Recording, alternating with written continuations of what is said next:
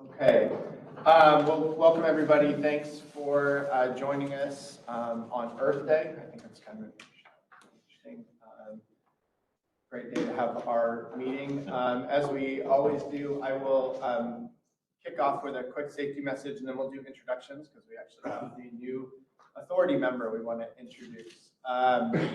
But in addition to being Earth Day, it's also going to be very hot today. And for my safety message, it kind of reminded me as I was also slathering on sunscreen onto my kids this morning before they left for school, that it's time to remember to think about kind of the summer heat and sun protection that's coming. So think about the various ways you can protect yourself from the sun. The one we always remind folks internally, especially as they're in outages, is how you prevent heat stress before you actually get in the middle of it, right? So it's hydrating well before you actually start a strenuous activity in a heated environment.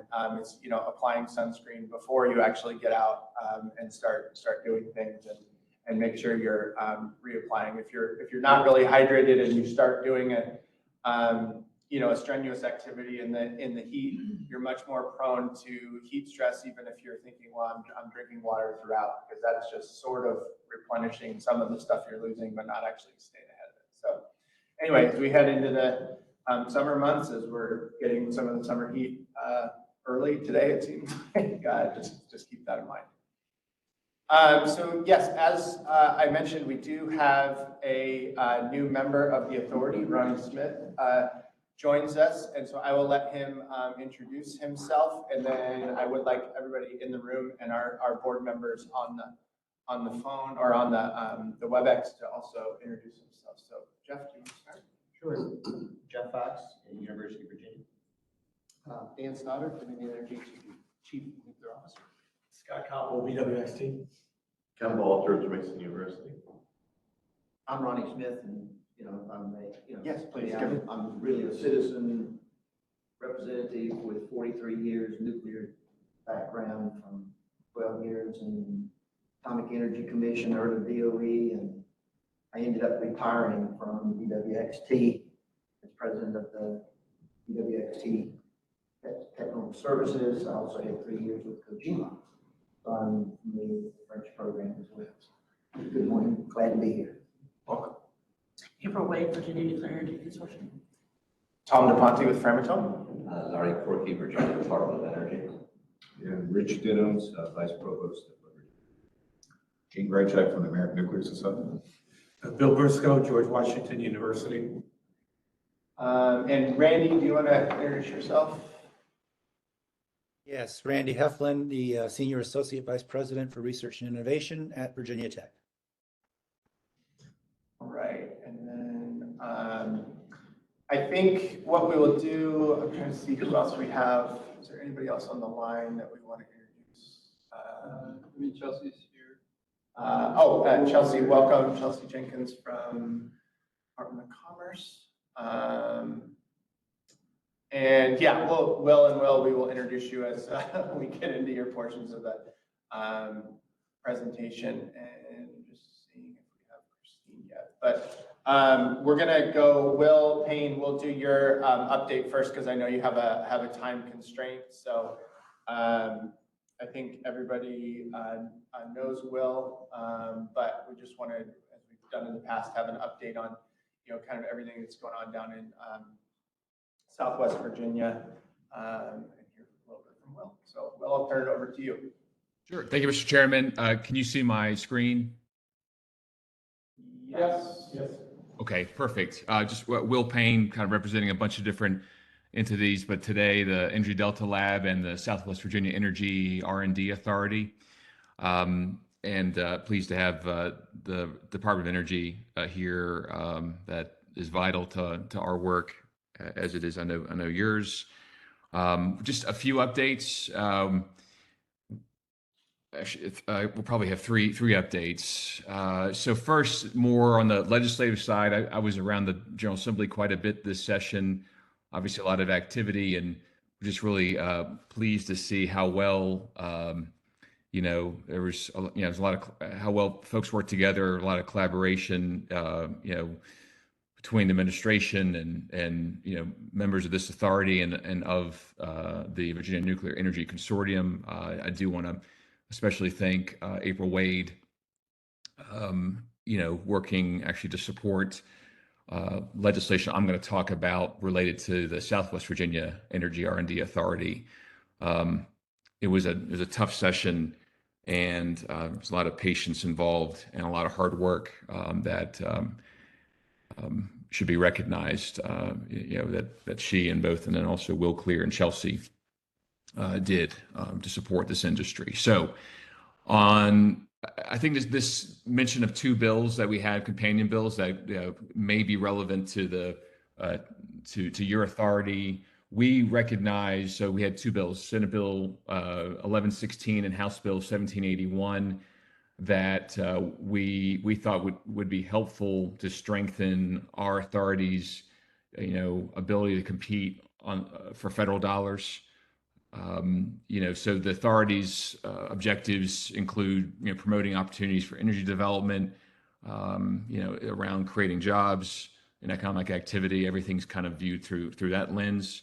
But that also is consistent with the energy plan and positioning the region as a leader in energy workforce and energy technology research and development. And so we wanted to make sure, as we're going to compete and are competing for some major, hundreds of millions of dollars of grants here with the U.S. Department of Energy, with the Appalachian Regional Commission, with the U.S. EDA, that we have this language in the code that supports, the work that we're doing.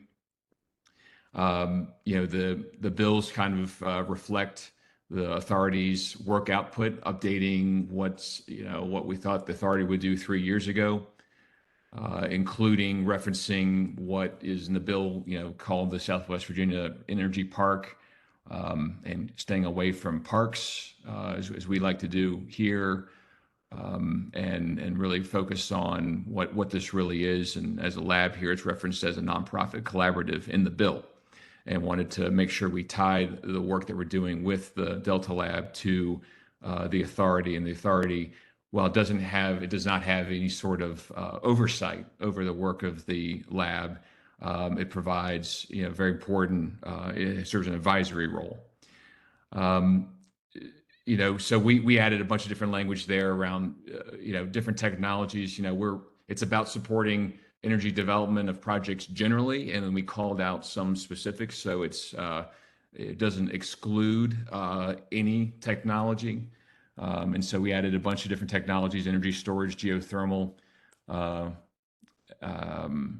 and of course around workforce and supply chain development.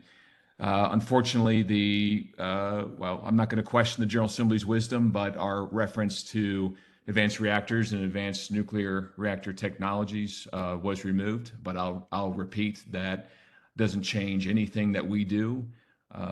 We again just called out a few different technologies, but status quo for us. And the Delta Lab is the body that is implementing these projects. The authority is advising, the Delta Lab is doing the work, and no one is going to tell us what to do on actual deployment. So those bills were helpful to us in the ways that we need for applying for grants.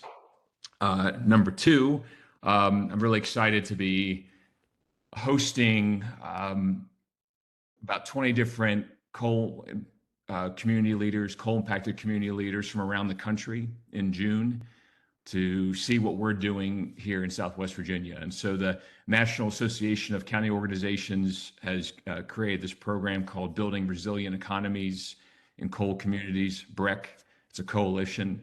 It's a lot of local, regional, state government, and nonprofit and private sector folks. And we have two people from Southwest Virginia, one other person joining me. And so we are going to have a whirlwind tour here of a lot of different initiatives.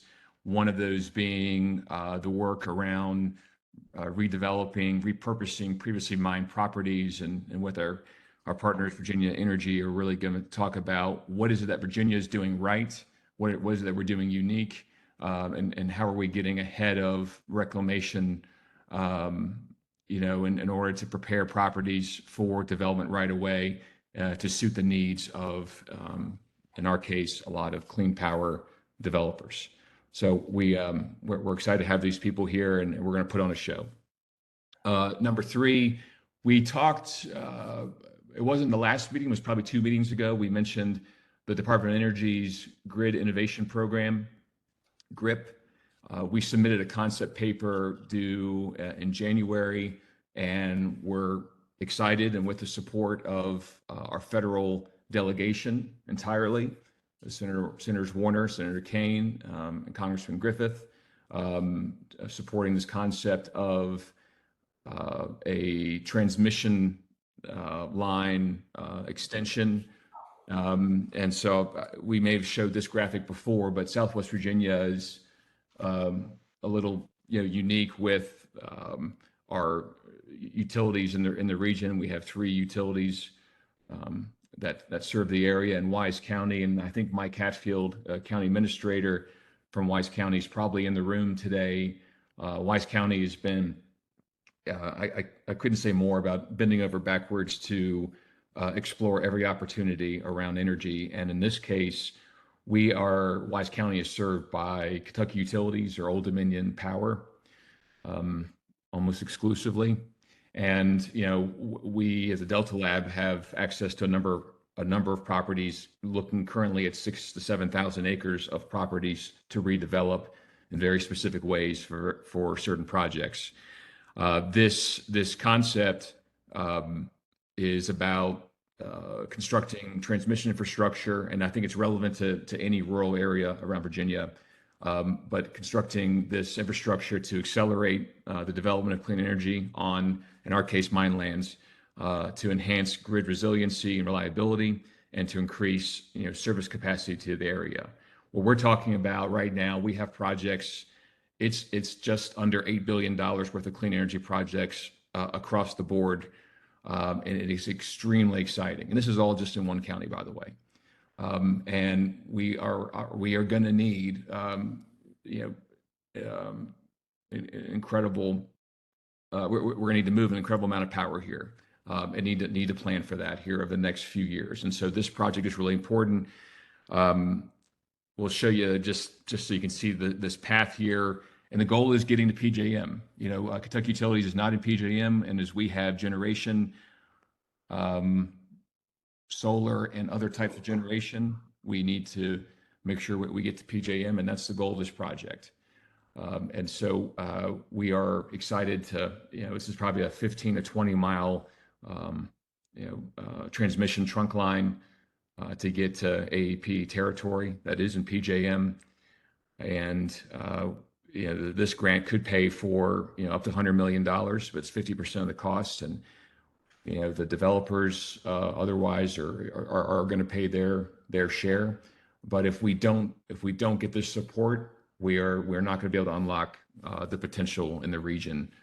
And so we're going at every stop here to make this happen. And this is going to impact a lot of the things that you have been talking about, what the governor's been talking about, and we're going to be ready for it.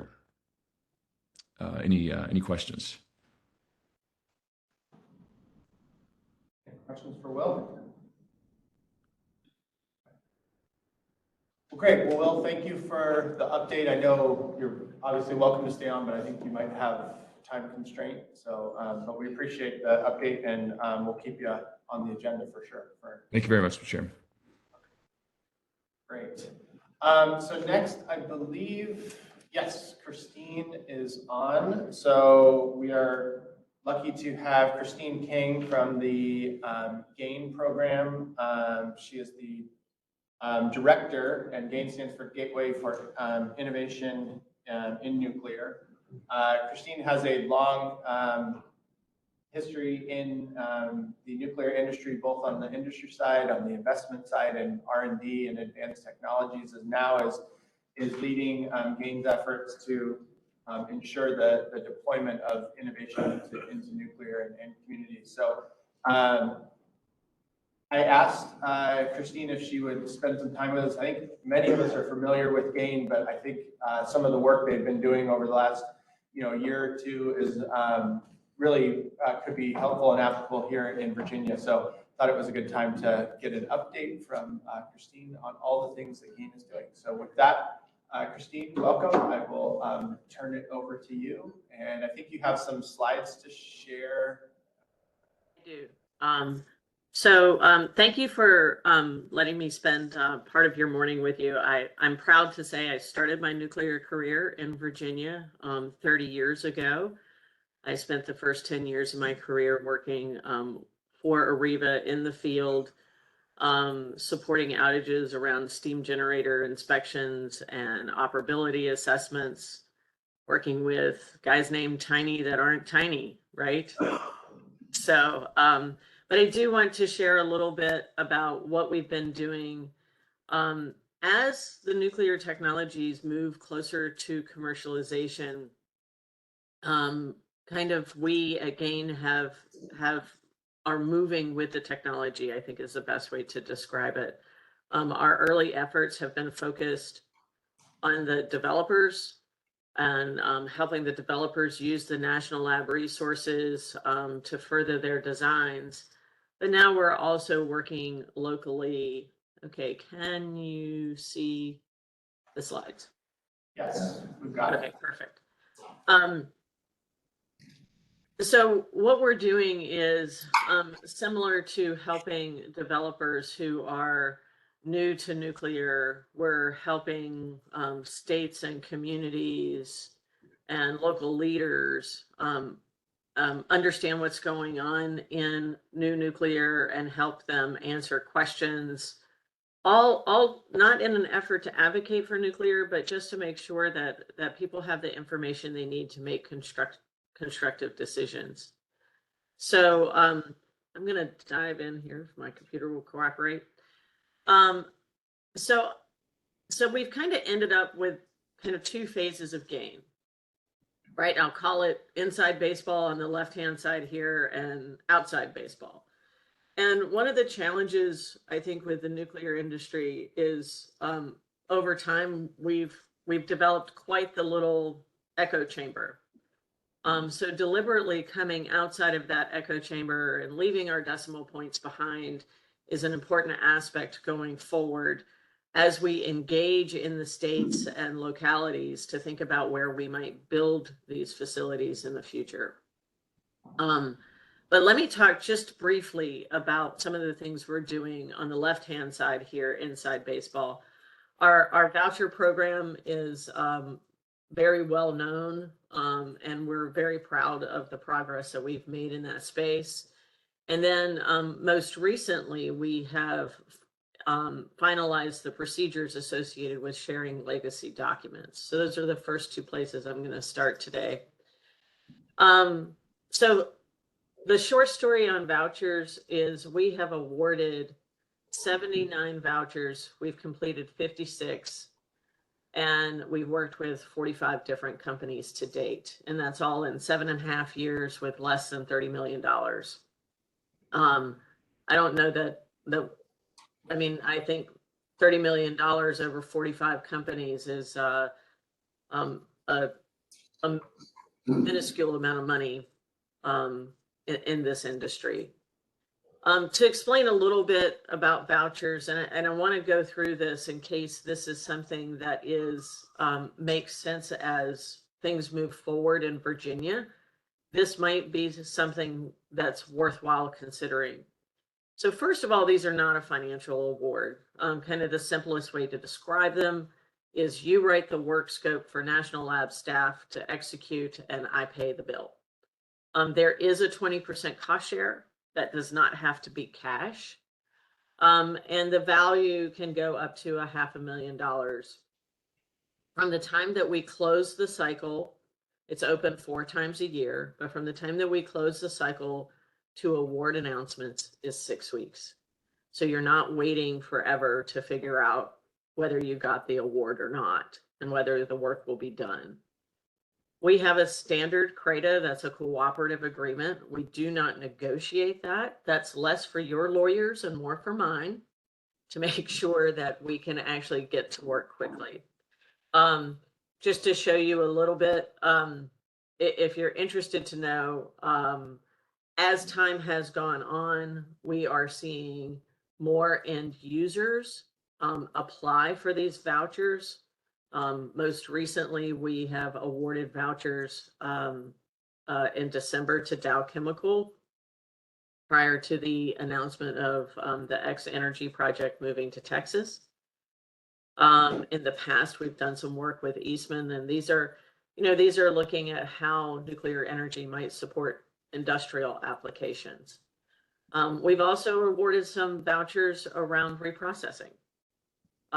So this is, I think, as I said, I think this is something we're most well known for, and maybe this next item will become the second most famous thing.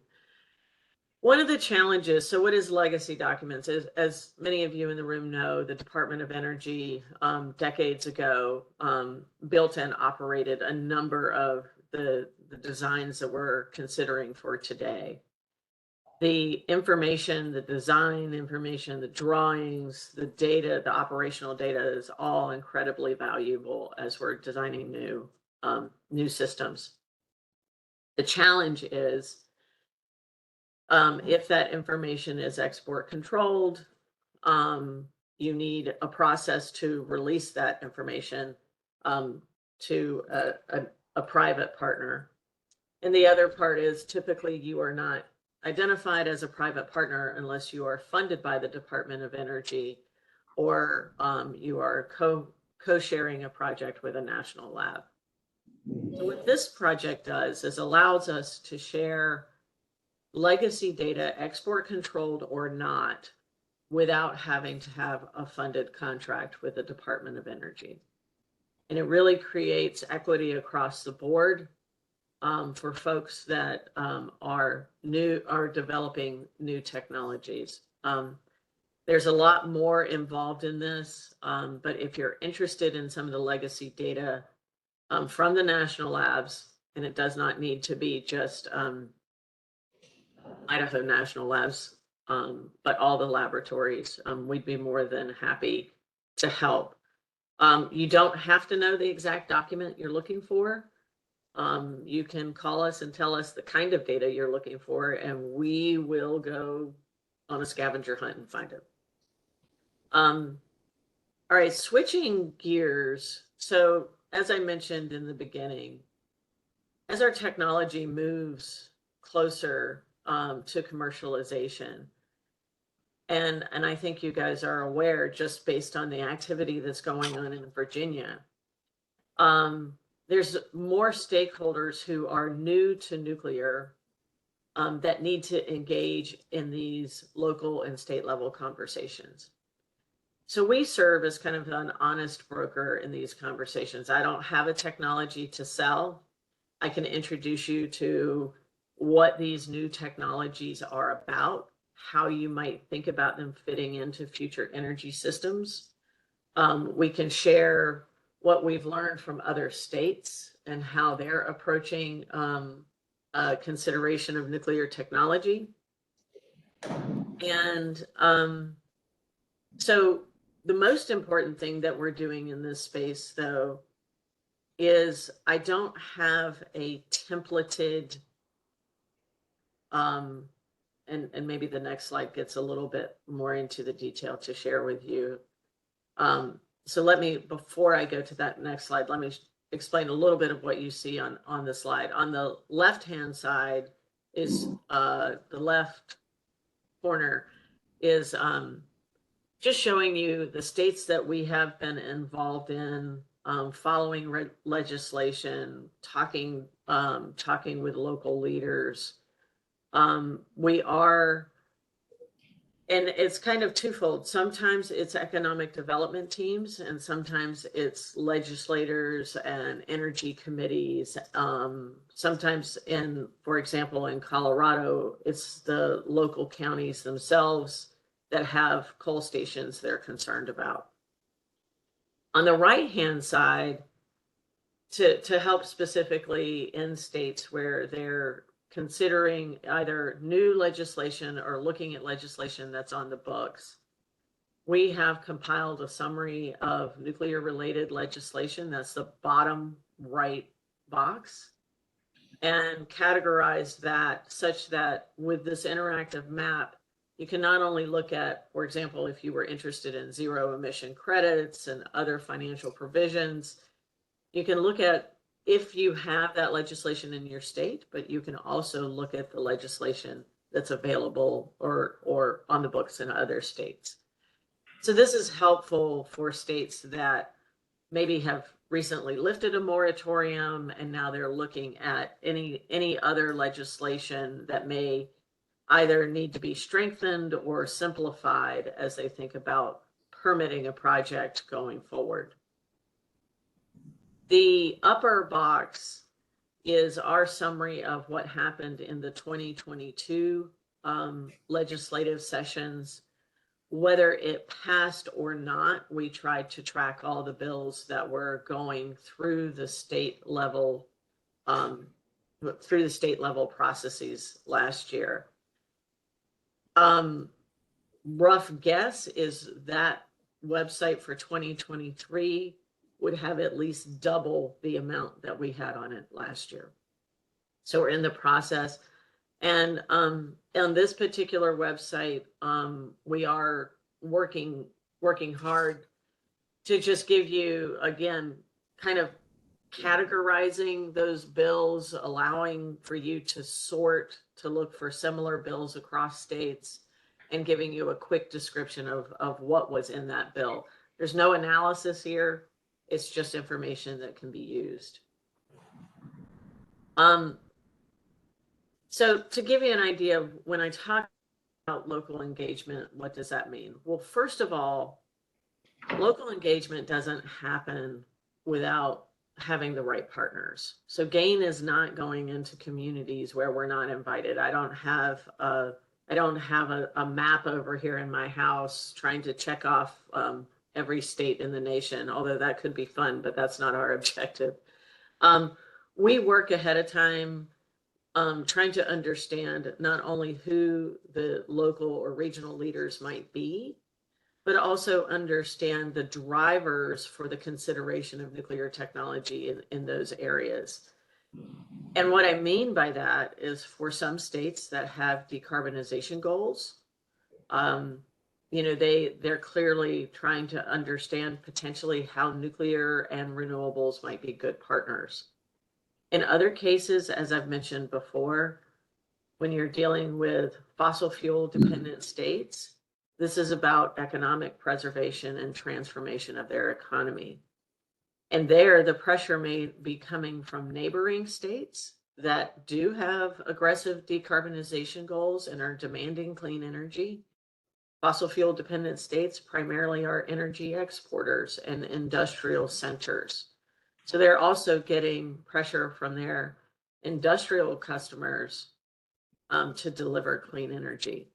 And it's very important in every state and with each group that you're working with to be mindful of those drivers. And that's why you won't see us delivering the same information. We build the information custom. Think of us kind of like consultants in that space. My team is very service oriented in terms of having a meeting with our stakeholder and listening to their needs and then bringing back to them something that's specific for them. One of the first webinar series you see on the upper right here was actually with the state of Kentucky.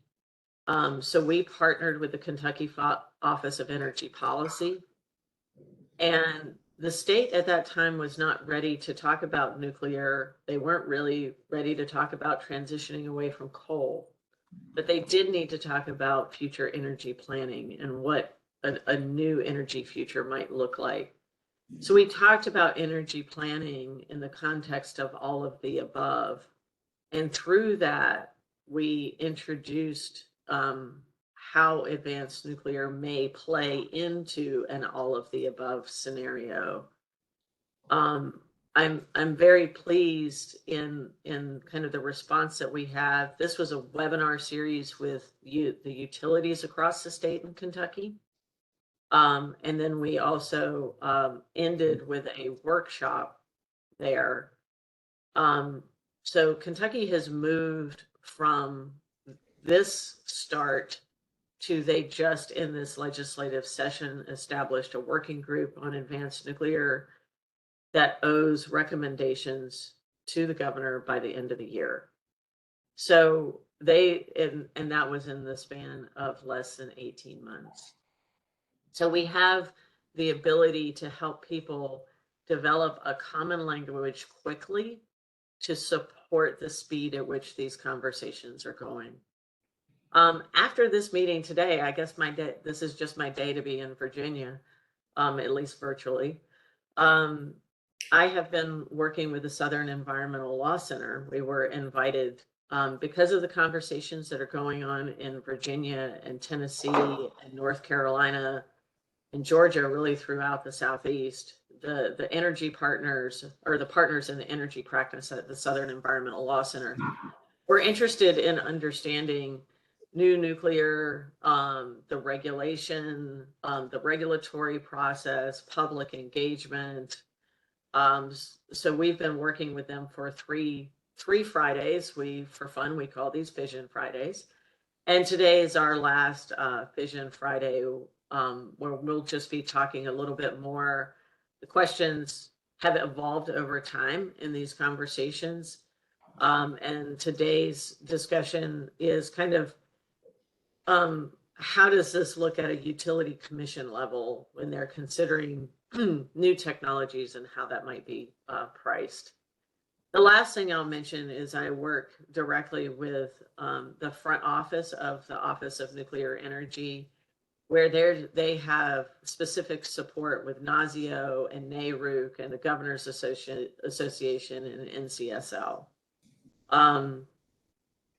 So I'll answer any other questions you might have in this particular space at the end, but I just wanted you to give a flavor of the types of things that we do. I always announce myself as a 30-year nuclear veteran, not here to advocate for the technology, but just to answer questions.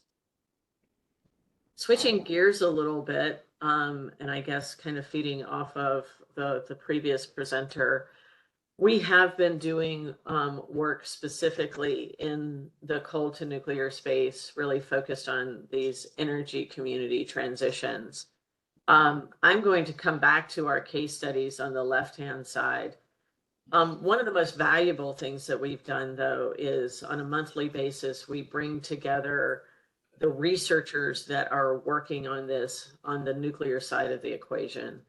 The reason we are meeting on a monthly basis is we are dedicated to each other to not duplicate our work in this space. There is a small window of opportunity for these communities, and the faster we can get to either no or yes in terms of whether this type of transition makes sense for them is important. And so the groups that you see here, we get together once a month. One of us presents where we are with our particular research. We get lots of hard questions, but at the core of us, we're trying to make sure that we're not duplicating efforts, and that each of us is digging deeper into this and adding to the information we need to make these projects viable. On the case study side of things, the chart here is from the interagency working group on coal, where they identified the priority regions for coal retirements and the impact that it might have to different communities. So I have only been on the national lab side of the equation for, hang on just one second. I have a ray of sunshine coming straight into my eyeball there.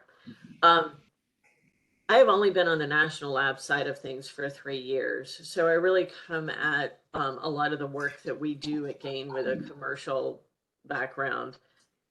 My objective in doing pilot studies specific to coal stations is really in recognition that at some point, somewhere, somebody's in a boardroom trying to defend this project, get approval, and get it financed. So there's two things that drove us in choosing our pilot stations. One, we needed a partner utility. So not doing another study where you weren't directly engaging with the utility. And I wanted utilities that did not have nuclear in their portfolio. The idea being that it would be a higher hurdle for them in many different ways, considering nuclear technology.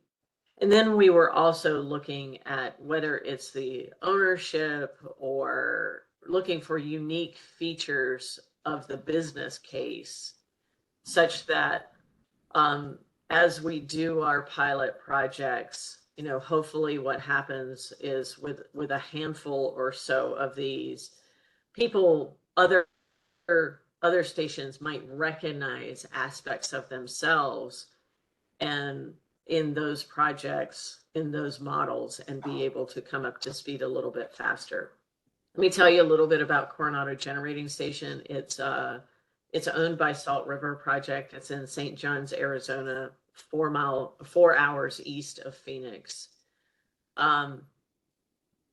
It is a 2-unit station. They have done a significant amount of upgrades on their environmental controls in the past years, and they are moving towards seasonal operation with retirement dates in the early 2030s. The benefit here is it's wholly owned by Salt River Project, so we're only working with one utility. The interesting thing, though, is that there are 6 other coal units within commuting distance of this station.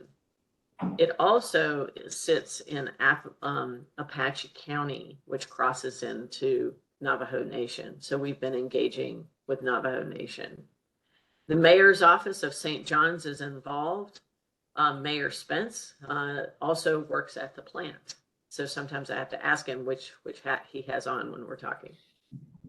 We're doing 3 specific things for Coronado Generating Station.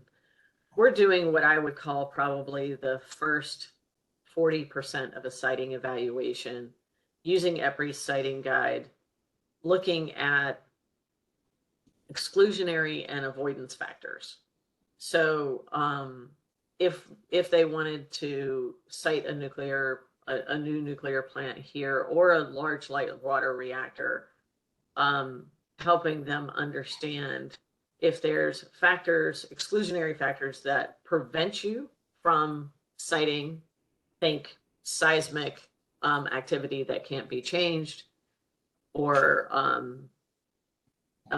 not enough water, those types of things, or avoidance factors. Now I realize looking at the picture, you're going to say there's no slope there, but I'm going to use slope as an example. Potentially in areas where your slope is too severe, you can, through engineering, you can change that if you wanted to. So that's the difference between exclusionary and avoidance. The second thing that we're doing is really in service to the community, is helping them understand if you were to transition from a coal station to a nuclear station, how does the community change? What does that look like? That's in terms of number of jobs. It's also for the utility, we look at the transition of the workforce itself. And the last piece is EPRI has recently published a nuclear technology assessment guide. And it really gives the framework. It doesn't tell you the answers, but it tells you all the questions, gives you a framework to walk through making that decision. What I like about this guide is it starts with what are your business objectives? And you balance the technology against that. We won't complete everything that this guide asks for, But we will be identifying for Salt River project some technologies to watch, not specific designs or brand names, so to speak, but the types of technologies that fit their business objectives. And one other unique feature about the assessment guide is it gives you a way to think about where these technologies are in terms of maturity and level of effort to completion and deployment. So given where we are as an industry in the decade of demonstration with these new technologies, I think this is a place where I hear many people struggle. How do I think about when these technologies will be ready? The second station we have is the Jet Station. This is in Kentucky in Carroll County. It's right on the Ohio River. Interesting, as you drive to this station, there are 3 steel manufacturing mills nearby and a gypsum plant making drywall. What we're doing for them is similar to some of the activities that we are doing for Coronado. We're doing a more detailed evaluation on the siting. But kind of the unique feature of this particular one is looking at how they support their industrial customers. So could you envision either delivering the same inputs they receive today, or if you're delivering process heat and steam, or do you need to go through a synthetic fuel to support those industrial customers? So we'll be engaging with the industrial customers and part of these projects. Both of these projects, Gent Station is expected to complete in September. We are on the last piece of our analysis for Coronado, and that's our economic assessment. So we would expect the Coronado pilot study to be out this summer.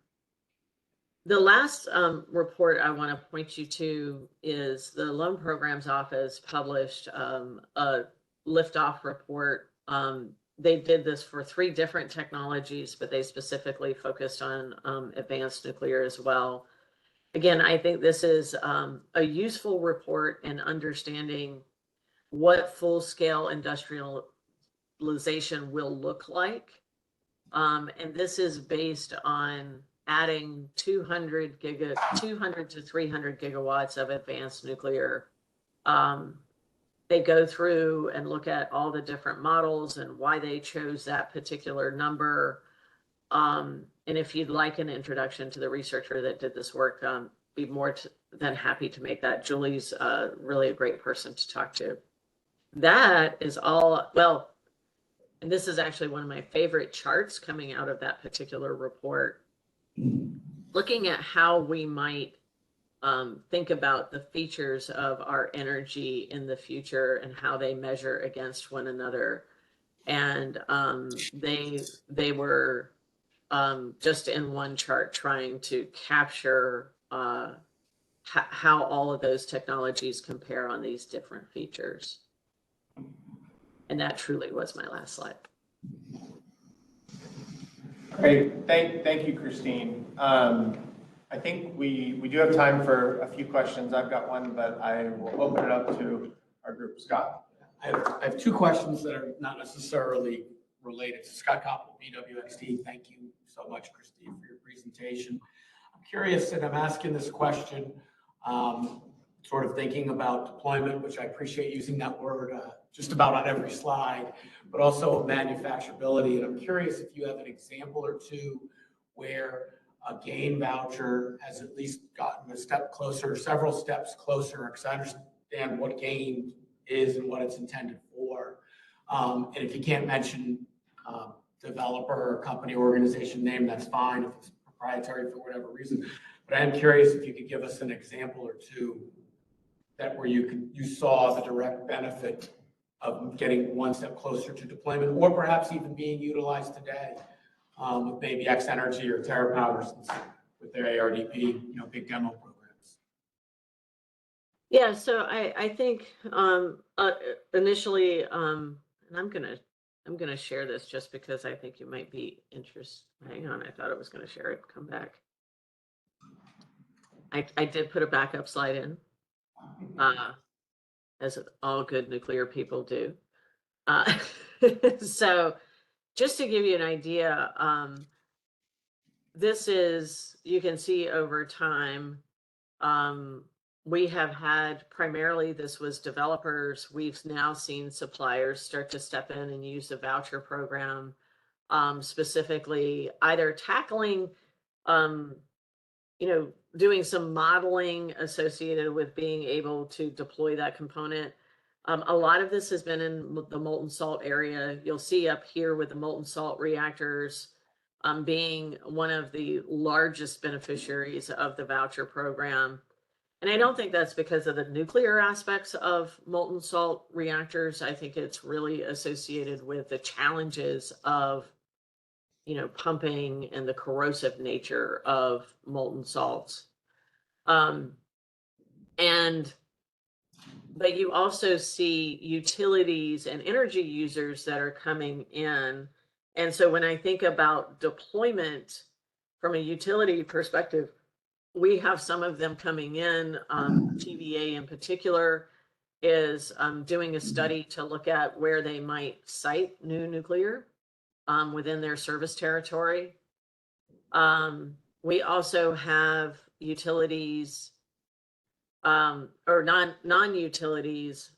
This is kind of an interesting group that's emerging. I'll call them nuclear land developers. So they're not, they don't plan to build and operate a nuclear plant, but they are working ahead of the industry to identify viable sites and potentially looking at repurposing. I don't know if they intend to get into remediation, but there's kind of like a new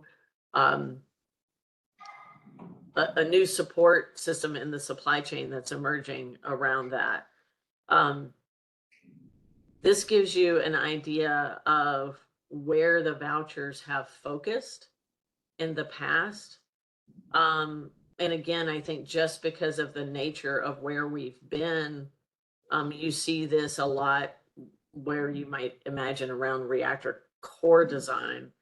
But what I'll point out is on the top of this right-hand chart, you're starting to see more operability things come into space, right? Where people are looking at transport canisters and cables and shielding and pumps. So to me, those are all positive indications of where the technology is moving. We have two companies that have recently come in the reprocessing space, and looking at technologies there. I'll point out one thing. So on our website, you can see an abstract of all of the vouchers. And when it's completed, we do publish a one-page summary. The results of the vouchers are protected to the companies for 5 years for business purposes. Some of them have chosen to publish papers publicly, and where we know those are out there, we can share those. But I think there's a lot of good examples about how the program is moving and helping folks think about scale and deployment. I'll hold my second question rest of the time. Other questions? Christine, I had one on the coal to nuclear work that you're doing. It's kind of two parts. One is, did each of those generating stations come to you all to partner on those pilots? How did you identify those? I mean, you talked about the characteristics that made them attractive, but did they invite you in? I guess that's the first part of my question. Yes, they invited. Well, okay, so St. John's, the community, invited me in, And then I had to convince Salt River Project that we should do a project together in St. John's. So it was actually the economic development team seeing the retirement looming in their future and doing some of their own research. They felt like nuclear might be an option, but they didn't have the skill sets to evaluate that. So they reached out to the interagency working group on coal communities, and they got referred down to GAIN to learn more about nuclear technology. And then I approached Salt River Project about doing a research project together. It took us about 4 months to get through the utility all the way to the board for approval of the project. The webinar series I did in Kentucky resulted in that utility coming forward and asking if we could think about doing a pilot project in Kentucky. And we looked at a variety of, I think we looked at 2 or 3 of their stations before they settled on the Gent station in particular. I've been working in northwestern Colorado with the Craig and Hayden stations. Next week, I'll be talking with the Pueblo station there. We've engaged in Montana with Colstrip. So it comes through a variety of different places. The work in Montana and Colorado came from the senators. Senator Rankin in particular in Colorado, Craig and Hayden are in his district, and he was trying to figure out how to save the jobs. How are those studies, or the pilot studies, how are they funded? Is that a joint funding between the station and you, or is it all GAIN? I pay for that out of my research budget, and and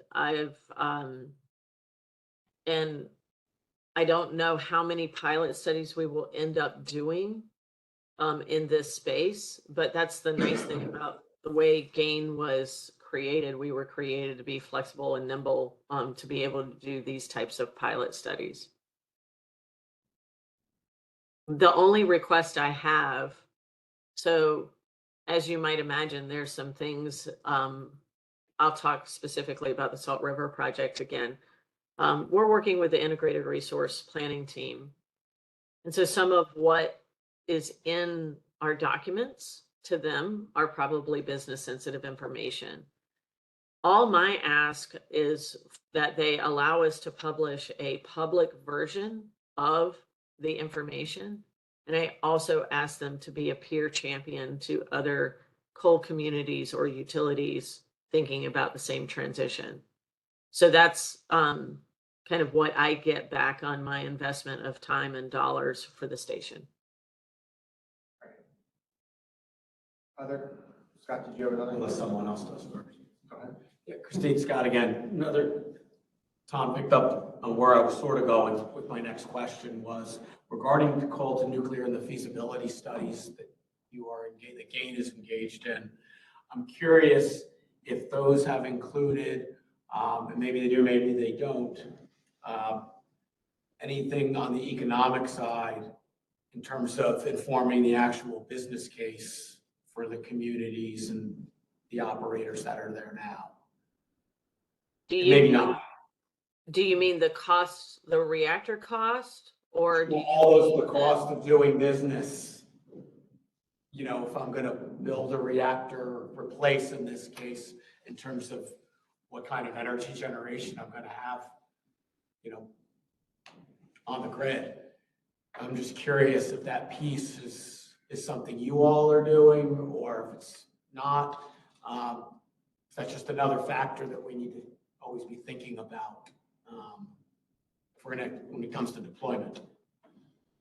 Yeah, so I'm going to attempt to answer that, and this may not satisfy you, so come back at me. No worries.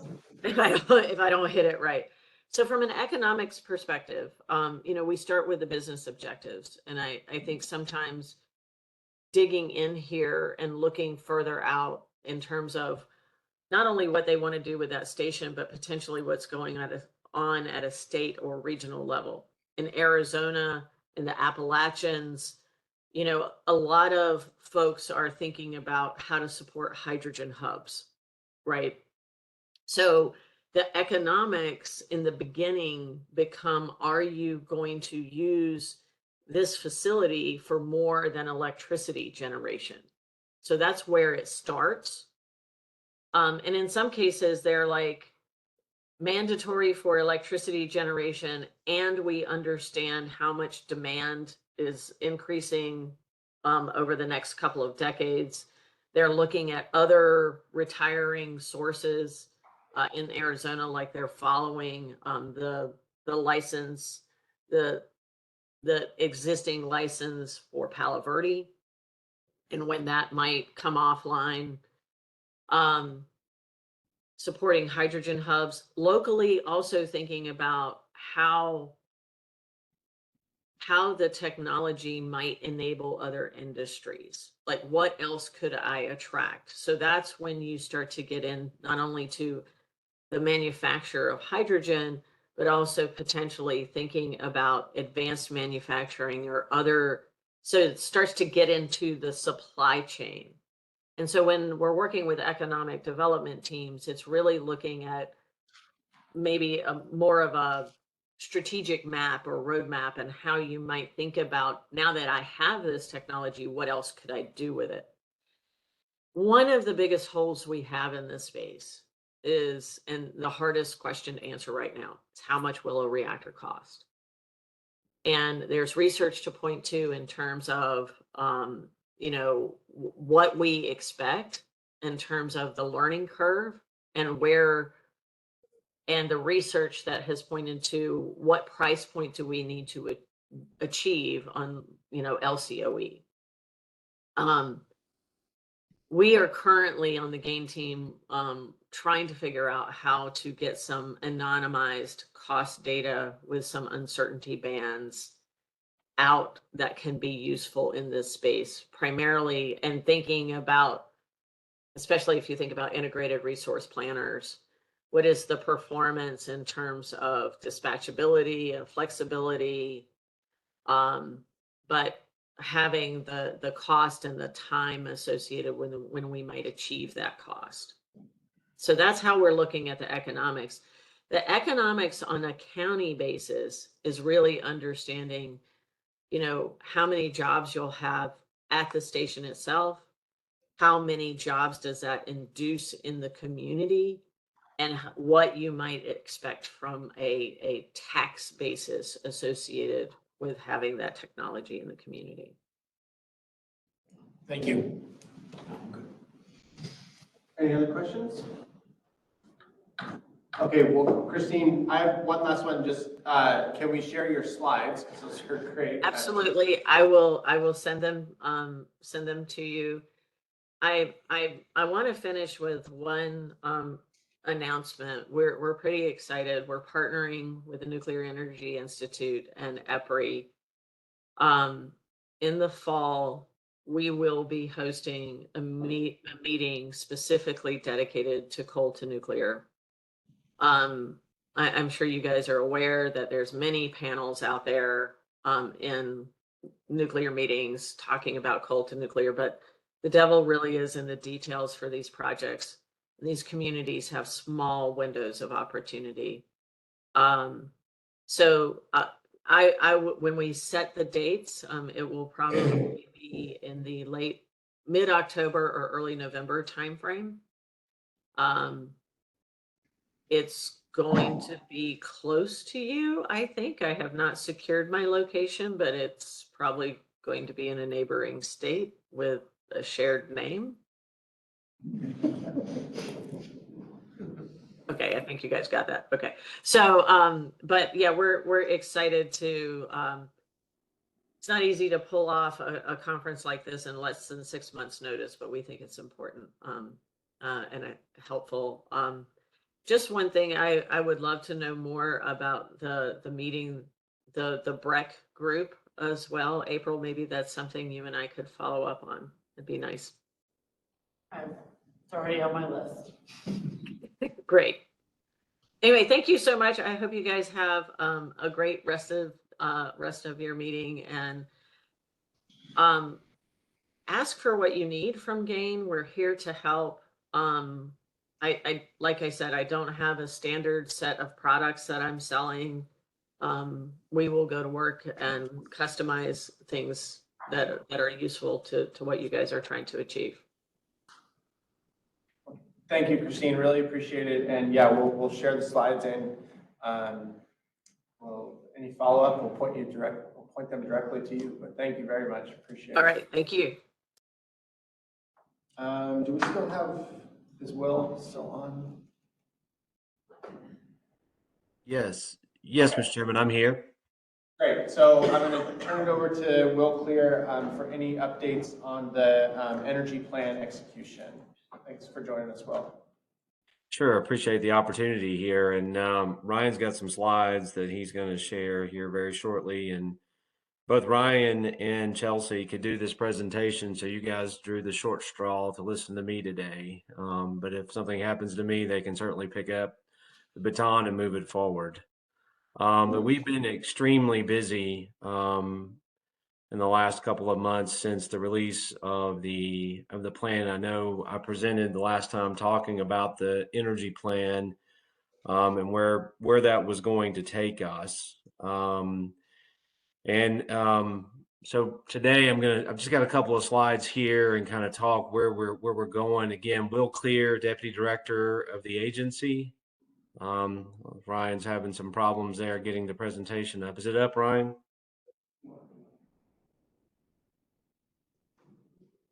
There we go. Everyone here can't see it this, so we're going to do it this way. There you go.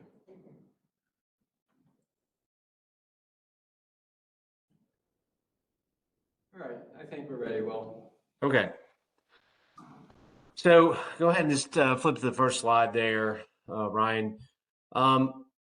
So one of the things that we knew during the energy plan writing process, and certainly thereafter, was that we were going to have to get a lot more analytical and trying to understand what's going on. Obviously, energy transition is extremely complex, and we felt like that we didn't have the data that we needed to be able to make these kinds of decisions, to be able to advise. We felt like that was our role. We felt like we've not done that in the past, and I'll talk a little bit about how we're reorganizing in a second here, but we felt like modeling was extremely important. And so Ryan joined us last year, and Ryan has really taken on, these models. And like I said, he can do a much deeper dive into it than I can.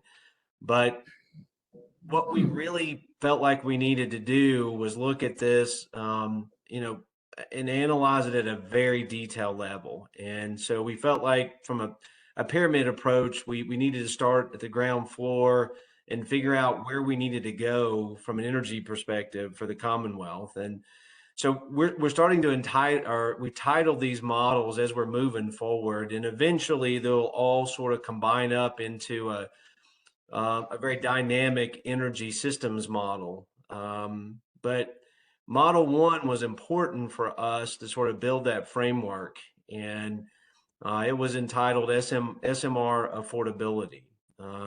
And in that particular model, after the governors announced SMR in Southwest Virginia, we felt like we had to do some real detailed analysis of what costs that what would happen to the ratepayers.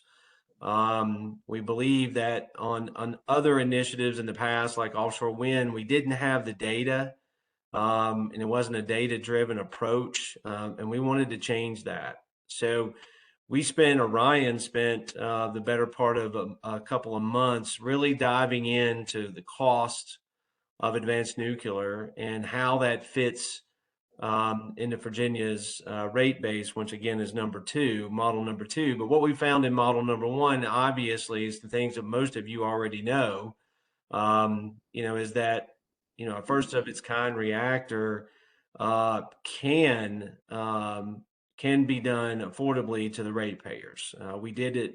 We compared the costs, taking in the potential benefits that were brought in by the IRA. And we got something that was very comparative to a portfolio of what we think we're going to be going forward of all of our energy costs. So that was exciting to us. I mean, obviously, we don't want to leave the ratepayers in a lurch here, and we don't want to hang the cost of this innovation on the backs of the ratepayers. And so with that, we moved forward into Model 2, which was really how do we reconfigure the Virginia Clean Economy Act framework to include SMRs, and does it really make sense from an affordability perspective? What kind of benefits we have, and some of the other things that we can do around the advanced nuclear, in that ecosystem with hydrogen. And we're still working on that model as we speak, but we've already started Model 3, which really is a detailed energy profile. We believe that we need to understand the demand profile for the entire Commonwealth to be able to integrate what we found in 2 with 3 that will eventually become our dynamic systems model. From a demand perspective, there's so many interrelationships as we move forward with clean energy and how they all work together. Example, electrification. How does that impact us? What will that do to our demand? And I think from the other perspective is that we are seeing some tremendous growth with some of the initiatives that the administration is leading on the economic development side. So what does it look like if you try to stress test our portfolio, our energy portfolio, and what does that really mean? So we're spending a lot of time on this. Ryan is spending most of his time on this, and we're very excited about getting to a benefit. But next slide, Ryan. Hey, Will, can I just jump in? Sure. And add Sure. Now, that was great. Just a few kind of clarifying points. We went through the process of just listening and developing the data and the sound analyses that the governor asked us to develop through the process last year. And, we're so grateful to have Ryan and bringing on kind of this technical expertise to really help connect all of the dots holistically across the Commonwealth. And that was, one of the things we realized early on is that there's a lot of siloed conversations that have been happening when it comes to energy planning. And we've got to do a better job of connecting those dots. So, there isn't necessarily a place that you could go to see how, what's happening within Dominion's territory fits in with AEP, fits in with the cooperatives and things like that. And then looking forward, to Will's point, I think it's been understated the demand growth, the load growth that we're going to see just from data centers, from electrification, from semiconductor activities, from indoor ag, all of these things that are great in terms of business investment, capital investment in the Commonwealth, job opportunities. They're energy intensive industries, and that wasn't necessarily being captured holistically when we were talking about energy planning. And so we aren't, we understand to decarbonize. I mean, everyone's thankfully talking about this now. Nuclear has to be part of this overall picture. But we need to match that demand load growth curve, including the economic growth that we're shooting for, with optimizing the generation assets that make the most sense and are the most cost effective for the ratepayer. So one of the number one goals the governor has with his energy plan vision is, you know, obviously the reliability piece, right? We got to have the lights have to come on, but this has to be done in an affordable way. And we can't figure that out unless we begin connecting all of these dots.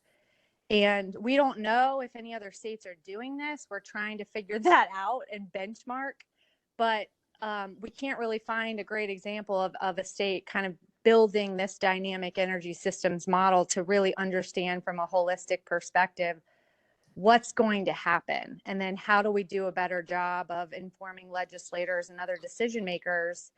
And then, you know, fitting all these pieces together to kind of reach the optimization goal that we all, I think, have mutually, if that helps.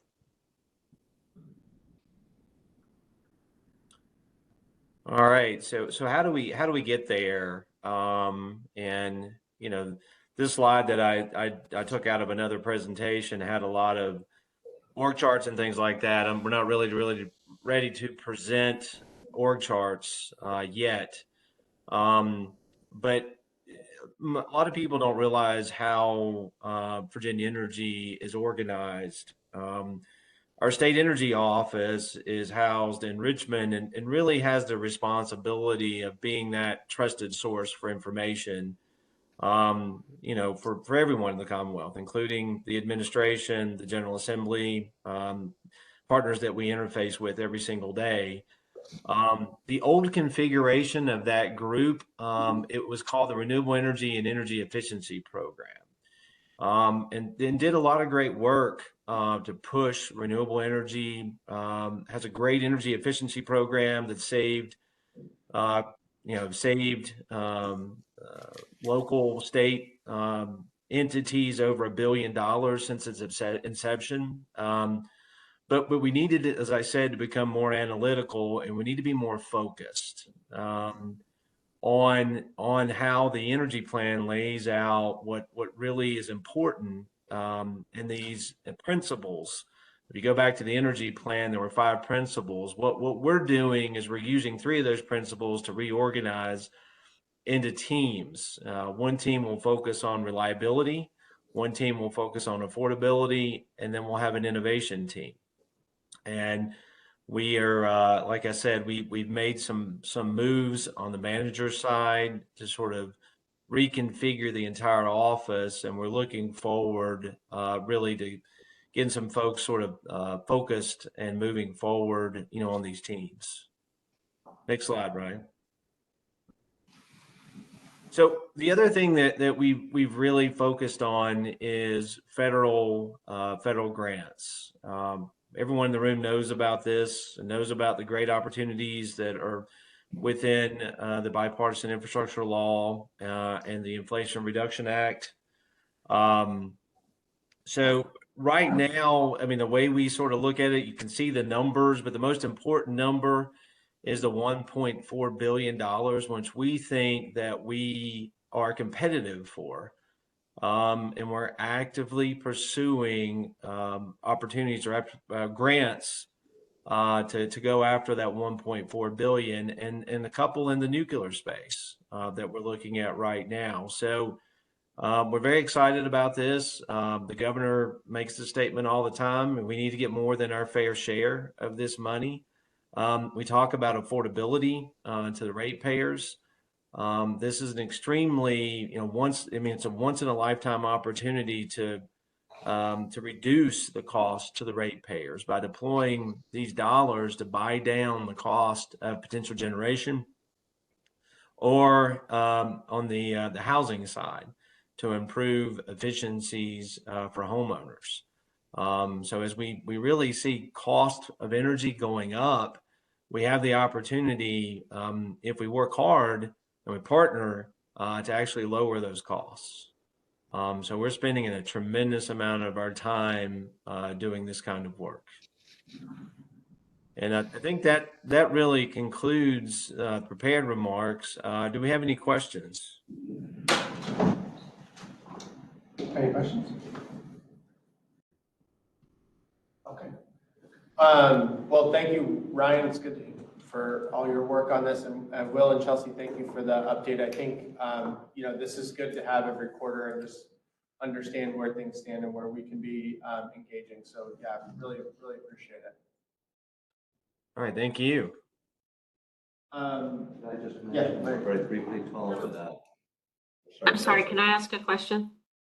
Christine, yes, please, go ahead.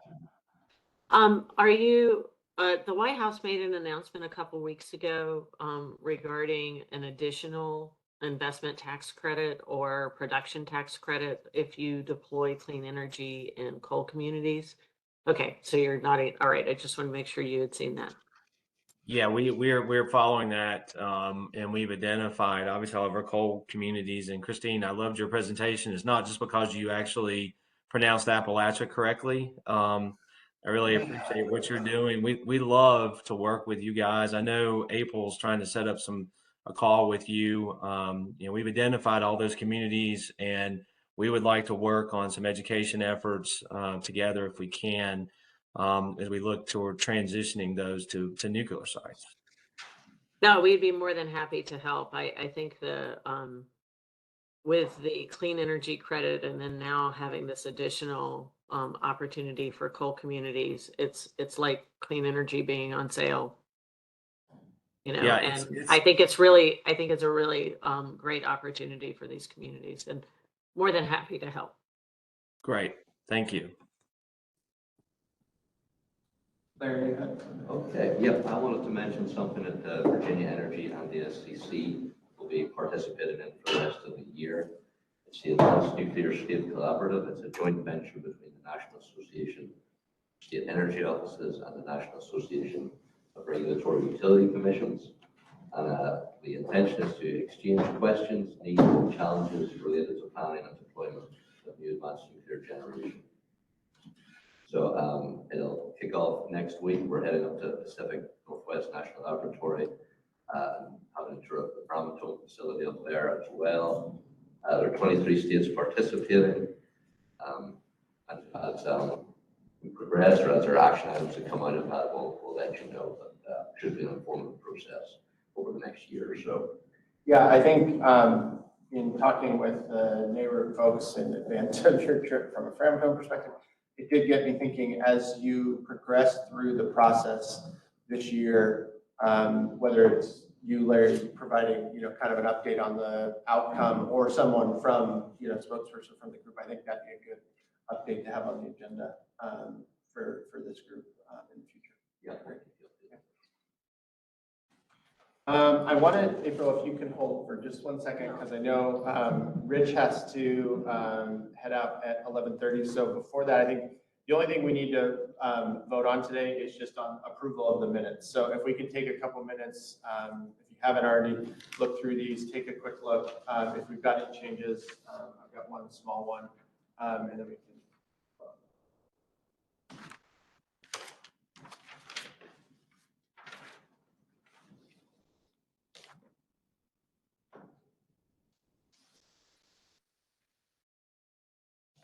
Just one small change in the year. Yeah, I already. It's hard to believe it's already 2023. I also had another just small one under the bullets for the kind of meeting accounting. I think in the third main bullet, we said 2023 Q2 meeting will be virtual. I think we meant to say in person there. Yeah, I figured that out, but I appreciate it, so. Anything else? Okay, can I get a motion to approve with the two changes? Andrew, second? Second. Bill? Okay. All in favor? Aye. Opposed? Okay, great. Minutes are approved. Okay, so now I will turn over to April for our legislative update. It's hard to believe the legislature's been over for a little over a month now. This session was a little different for us. We didn't get everything we wanted, but we ended up doing pretty well considering some of the challenges we had to face. We did face, sure some of y'all read the newspaper, but reporters didn't have everything correct. We did face some obstacles. Bill Payne, he mentioned his bill. His bill was the first one where we saw a little bit that they asked the Senate to take out the word nuclear in his bill regarding their authority. It really wasn't that there was a group of anti the industry. It was more politics than anything this year that we faced. These are, we did go meet with a lot of the legislators to remind them of their support for BNEC. Again, because legislation that they voted for, and other past bills that they voted for. In the end, I think we came out pretty well. We did, get the vehicle for the Power Innovation Fund. In that bill, it's, there's, the governor has pledged in his budget $10 million. $5 million is for the Department of Energy to give out for grants. They pledged to give other $5 million to the Virginia Innovative Nuclear Hub, what we've been working on for a while. Now, the budget has not passed. We don't have money from the state, but we are pretty happy with that outcome. We had another bill passed that Delegate O'Quinn was a patron of, that established a vehicle for funding for nuclear education for higher ed. It is something that we will be looking at how to put a plan together with the universities and funding that's needed for that during the next session to see what we can do there.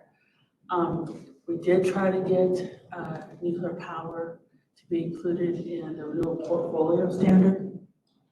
Didn't work, but we did have a good debate, and they want to come back and talk about it again next year. And so after the primaries, we will look at working with the legislature and legislators on what we can do during this time to see if we can prepare for the next session and see if there's something else that we can do regarding that.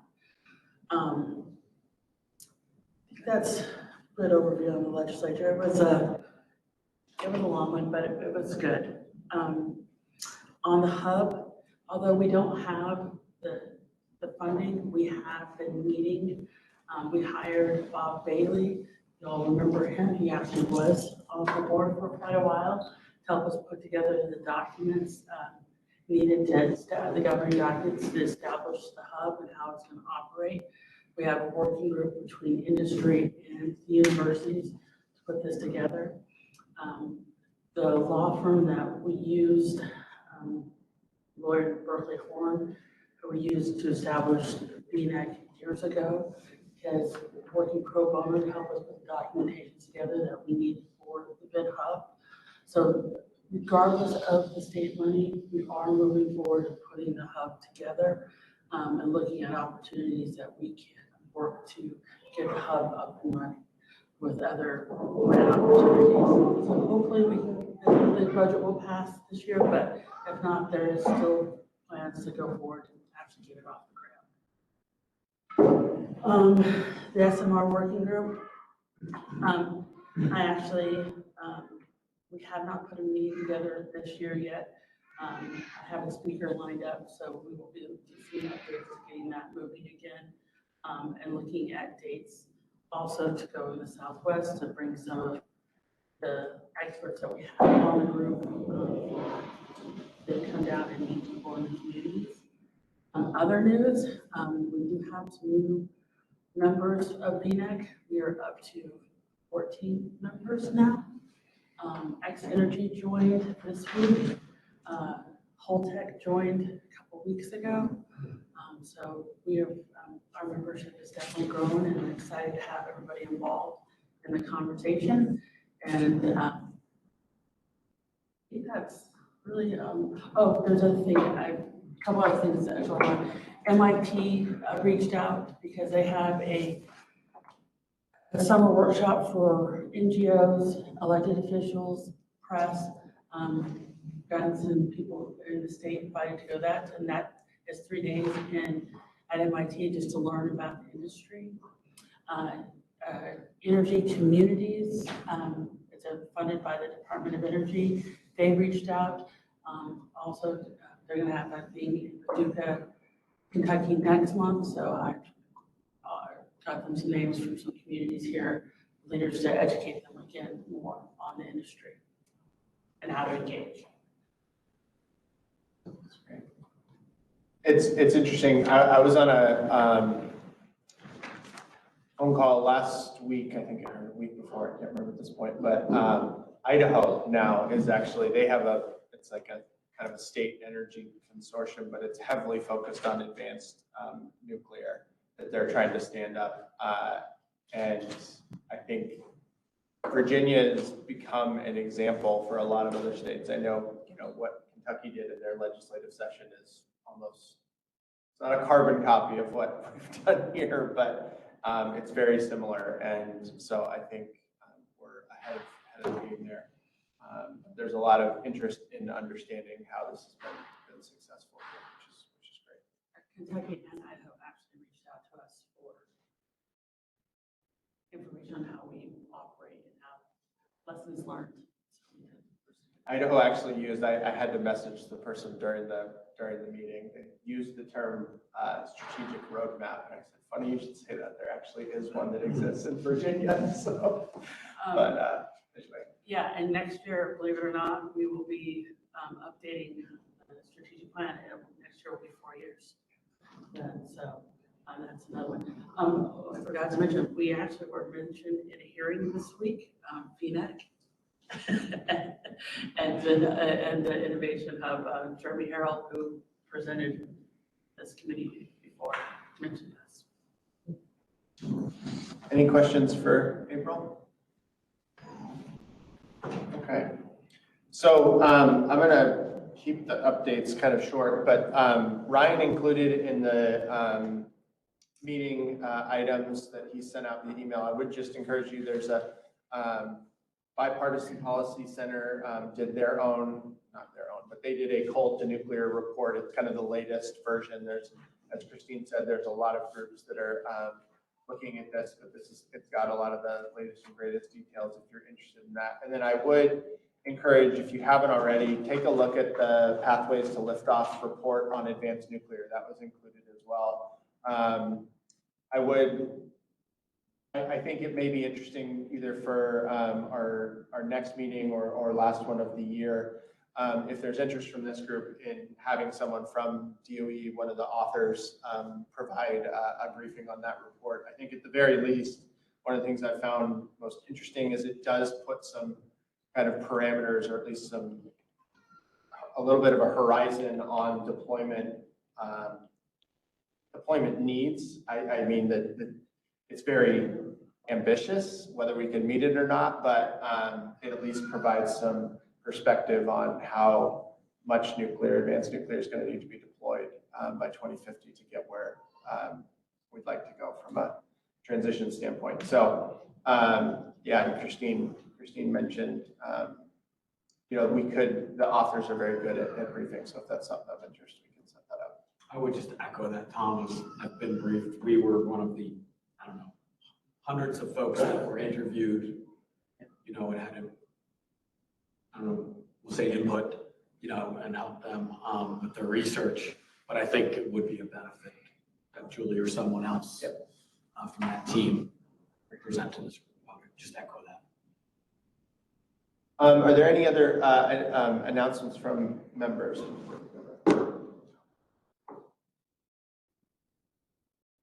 Okay.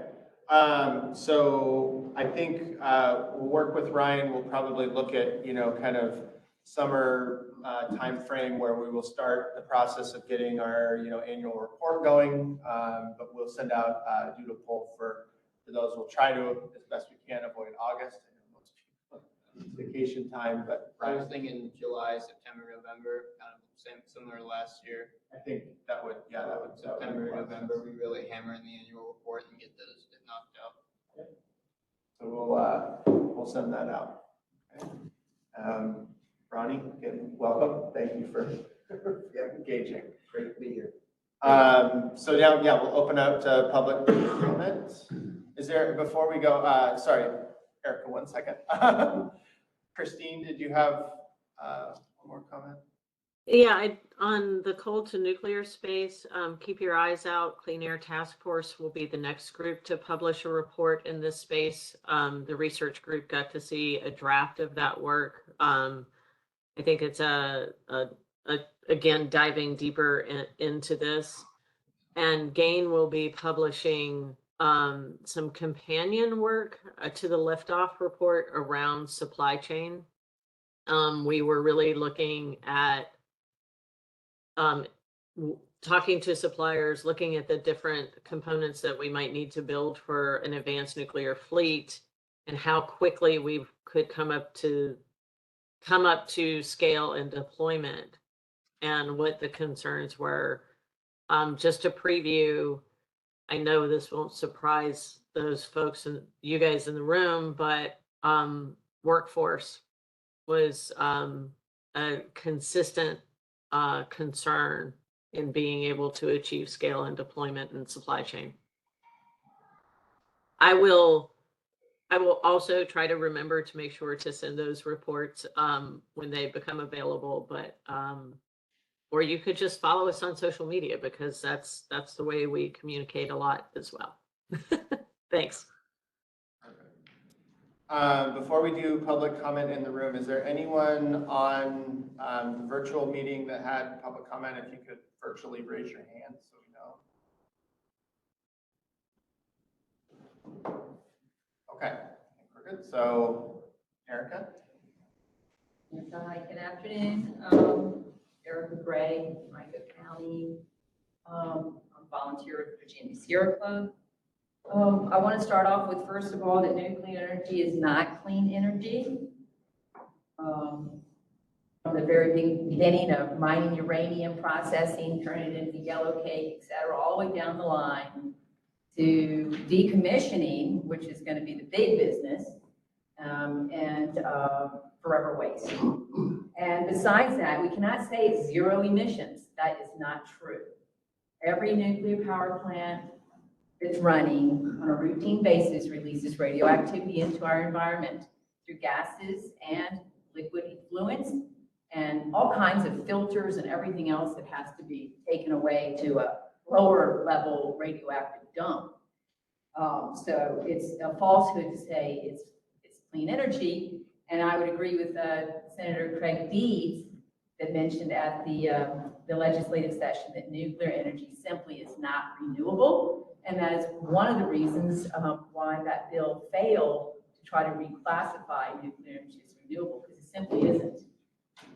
As it goes for the other bill that failed, trying to make us a test pilot project for untested, unknown costs, et cetera, for small modulars, that bill failed too, because it's very much, they were very much aware of the unknown cost factors, unknown a lot of things, and putting us on the dole for ratepayers taking the risk and the cost. We've already seen multiple reactor, and Dominion, I think, was even party of that. I guess it was the South Carolina one, where I forgot how many millions or billions were spent to fill up a hole, a plant project that failed. North Anna 3, some years back, was another project that we got stuck with like $600 million for shifting papers around. So, the citizens and ratepayers are always, have to be on the lookout for being on the hook for something that just doesn't work out because it's too expensive, too complicated. We don't have the workforce. I mean, I've gotten on meetings before at the NRC and I can barely understand people because they're all from India. I'm a little concerned. I'm not racist, but that's a problem. And it's also a problem that we don't have the infrastructure for even parts that we need now. We've got aging plants all over the country, including here in Virginia, and we don't even have the samples around the reactor core itself to see, for embrittlement. I'm just a weirdo because I watch and read documents and attend meetings. We've got a lot of issues. Y'all always talk about new. But we got a lot of stuff going on with our old. In particular, right now, we have Indian Point and we have Pilgrim. Holtec, I think, has both of them. and wants to dump the water, the radioactive waters and stuff, into the river, and they're getting pushback. This is kind of stuff that's going to happen all over the country because they got to get rid of stuff. We already see what's happened 12 years later in Fukushima after that disaster. They're talking about taking some kind of pipes and putting it out in the ocean and releasing it for 30 or 40 years. Radioactivity is bioaccumulative. We don't know what we're doing with that. That's on some scale that humans don't even know. So that's a big problem. And as it goes for, again, checking the NRC, we've got a combined assessment meeting for North Anna and Surrey, which they used to do them separately because of COVID and whatever, they're doing it online now. But still, the public goes online and you can't see the 2022 report for the year. You can't see, do we have leaks going on or anything? Nope, sorry, we're gonna have the meeting. They've been doing this for years. They're gonna have the public assessment meeting, but the public has no privy to any information about what's going on with those two plants for the whole year. And that's gotta stop. That's just wrong. It's just wrong. And the other thing I was going to mention is, I don't know what's going on with Dominion Power. I know they keep changing things, but the wastewater treatment system plant, they seem to be, testing it. Before they used to have to test the fluid, the water coming out of to the cooling ponds. They used to have to test the temperature throughout the day. Now they just do it one time a day. They do it early morning. And for the past 3 days, they just decided to keep going earlier. I'm not sure why there isn't like some standardized stuff where they do things at a certain time. It should be important if they want to get accurate information. But, the whole idea of it releasing at 14 degrees has been defunct for many years. We get up into the 20s. I've even seen it probably get up closer to 30 degrees difference. It's a problem. So, more information to the public so that we can actually have assessments. This idea of noon, what we're going to do, and I don't think Virginia, obviously legislative session proved right there, like, wait a minute, what are y'all doing? It's not renewable. We're not going to get our ratepayers stuck again for something that's unproven. And you know what? There's still no true plan for nuclear waste. Don't have one. You got the state, arguing about it, between New Mexico and Texas. So we've got a lot of stuff we need to look at right now that's on the plate. And also the new licensure for even North Anna, that's postponed for another 4 months.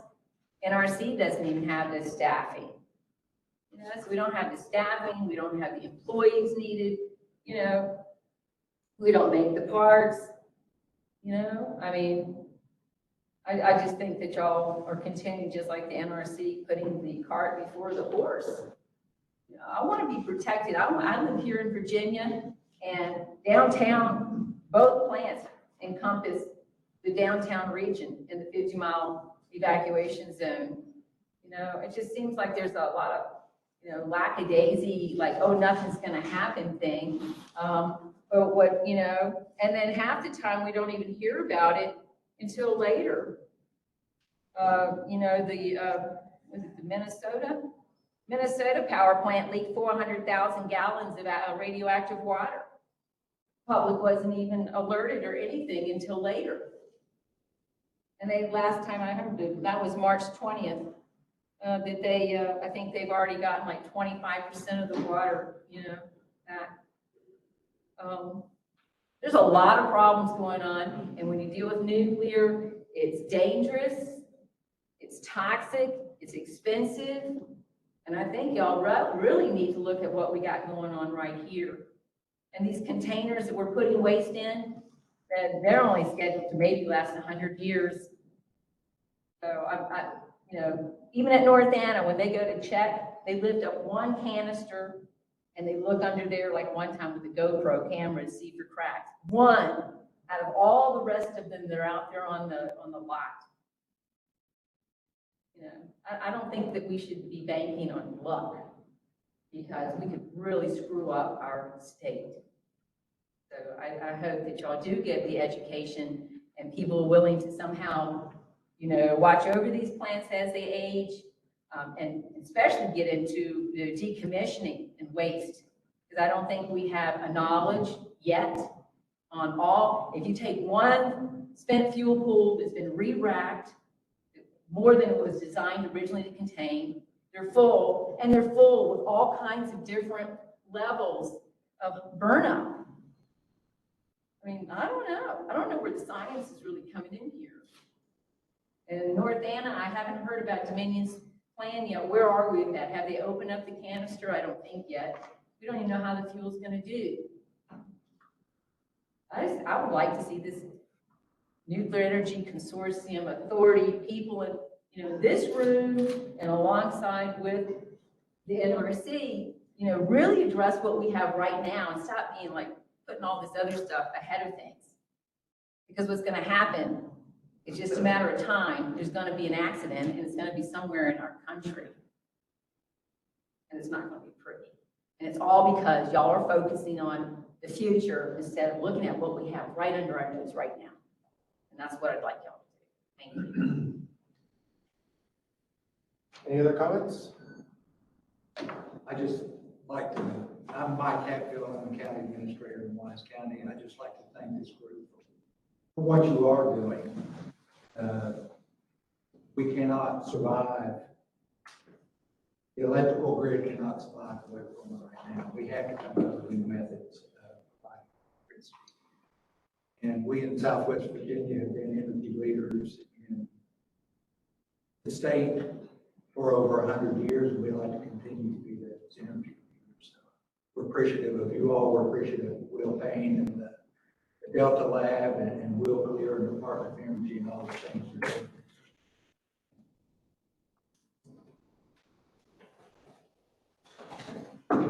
All right, well, thanks, everybody. Have a great weekend. Safe travels back home.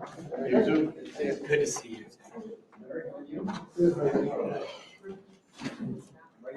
Spring break. Yep.